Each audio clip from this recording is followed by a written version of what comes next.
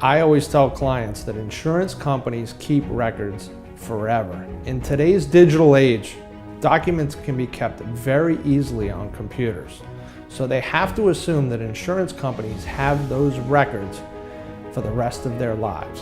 It's very important to keep in mind that insurance companies have your past medical records and accident history reports forever, because if you get in an accident today and you're approached by an insurance company for a statement and you give them a statement and you don't disclose that you had a prior accident or a prior injury to either that insurance company or one of the doctors that you're treating with, that can really damage the value of your case.